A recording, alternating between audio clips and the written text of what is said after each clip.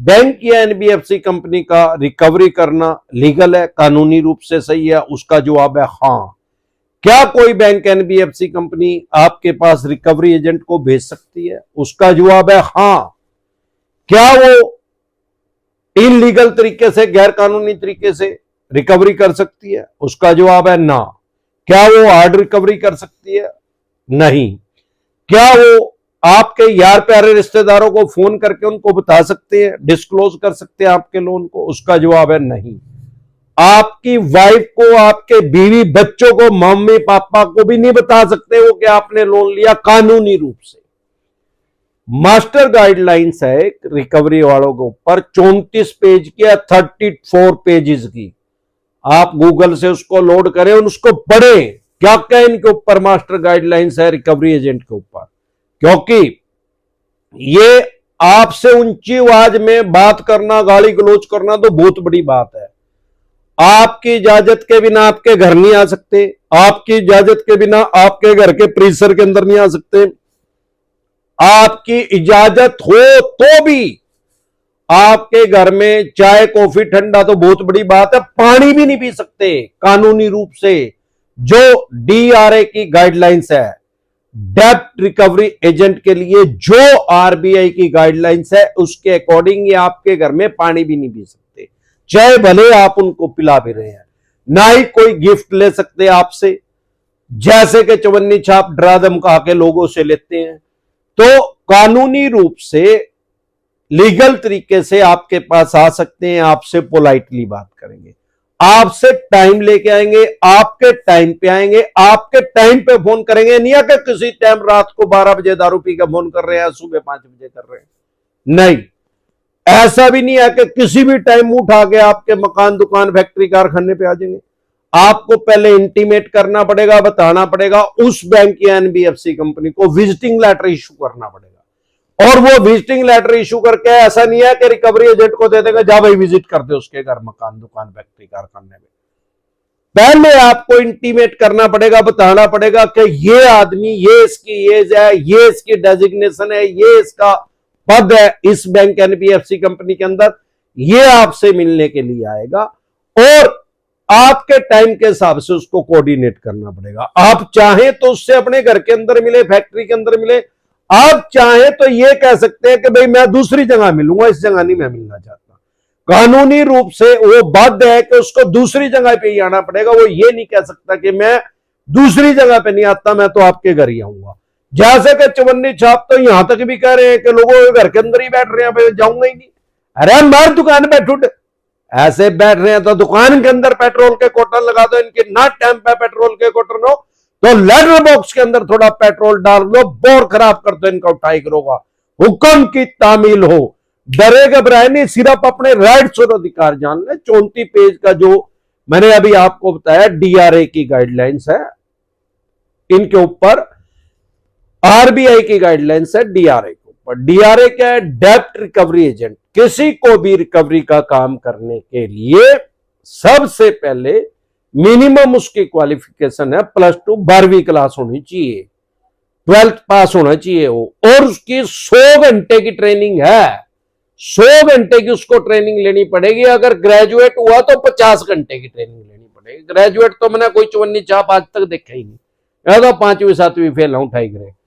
अगर 100 घंटे की ट्रेनिंग लेने के बाद भी एक पेपर देना पड़ेगा। ये नहीं है कि डायरेक्ट ट्रेनिंग ले लिया, रिकवरी करने के लिए चला गया, मुंह उठा के भाई मैंने ट्रेनिंग ले रखी है। ट्रेनिंग लेने के बाद एक डीआरए का लाइसेंस लेने के लिए एक पेपर देना पड़ेगा, तब उसको वो लाइसेंस मिलेगा। और वो लाइसेंस उसको अपने गले में डाल के आना पड़ेगा, ये नहीं है कि जेब में डाल के आ जाएगा। सबसे पहले कोई भी रिकवरी एजेंट अगर आपसे बात कर रहा है तो उससे उसकी आईडी पूछे। भाई कोई भी बैंक एनबीएफसी कंपनी के अंदर वो काम करता है तो एम्प्लॉय आईडी होगी उसकी, सबसे पहले तो वो। दूसरा, विजिटिंग लेटर, अगर आपके मकान, दुकान, फैक्ट्री, कारखाने में दिखा भाई विजिटिंग लेटर, वो है ही नहीं। और डीआरए का लाइसेंस तो 1000 में एक बंदे को होगा यार, वो तो है ही नहीं इनके पास। अब है ही नहीं तो इन्होंने वो डीआरए का लाइसेंस नहीं ले रखा, इन्होंने वो कोर्स नहीं कर रखा।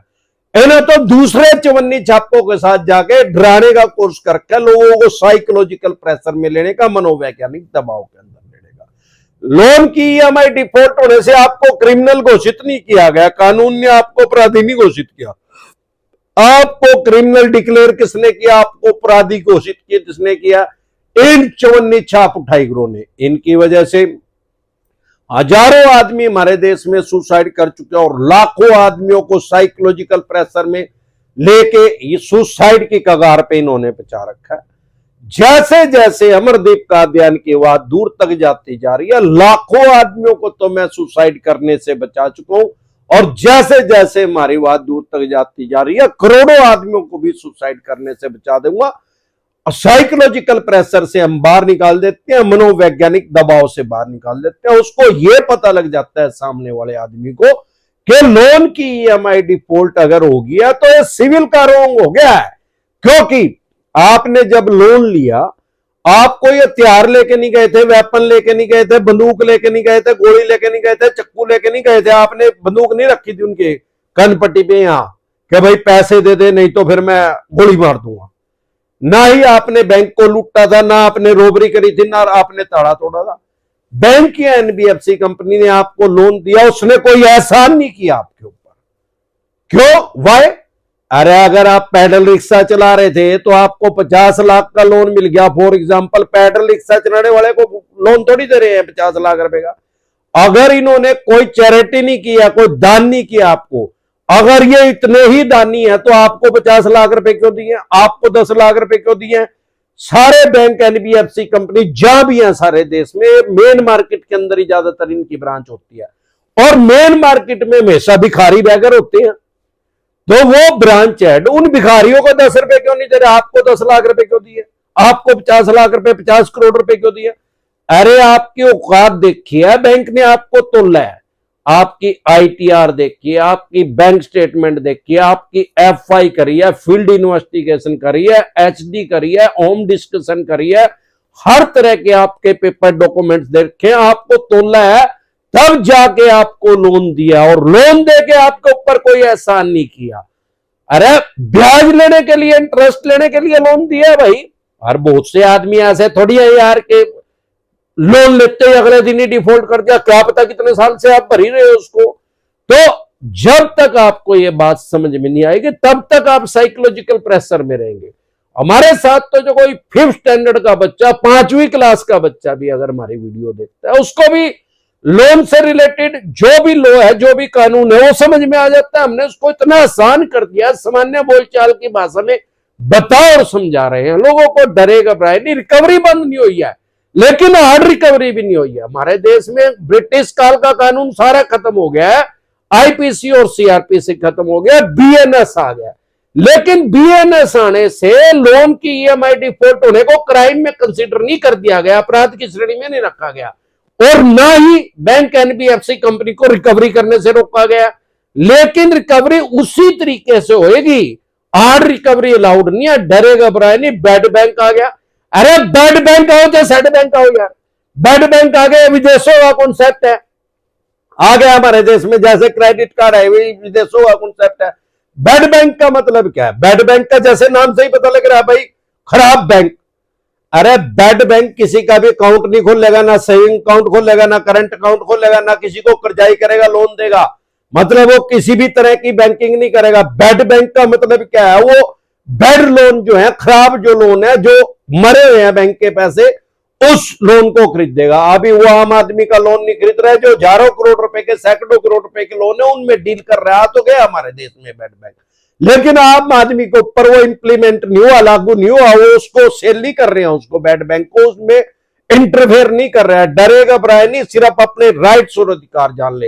एक बार जोर से मिलकर नारा लगाएंगे, याद है ना, अगर आप हमारे साथ पुराने जुड़े हैं तो, अगर आप हमारे साथ पुराने जुड़े हैं तो हमारा एक पुराना नंबर चला हुआ था हर ऐप के ऊपर, जो कि किसी टेक्निकल इश्यू की वजह से उस पर व्हाट्सएप मैसेज नहीं आ रहे। अब नया नंबर इश्यू कर दिया गया है हमारे द्वारा, आपकी स्क्रीन पे आया हुआ है। टेलीफोनिक एडवाइस लेने के लिए, अपॉइंटमेंट लेना चाहते हैं, या अपनी बेल करवाना चाहते हैं, जमानत करवाना चाहते हैं, आपकी स्क्रीन पे एक नंबर आया हुआ है, उसको सेव करके डायरेक्ट कॉल करें, कोई रिप्लाई नहीं आएगा, व्हाट्सएप कॉल करें, कोई रिप्लाई नहीं आएगा, व्हाट्सएप मैसेज करेंगे तो तुरंत प्रभाव से रिप्लाई आएगा कि कैसे आप हमारे से पर्सनल मीटिंग कर सकते हैं, पर्सनल एडवाइस ले सकते हैं या टेलीफोनिकली एडवाइस ले सकते हैं। एक बार जोर से मिलकर नारा लगाएंगे,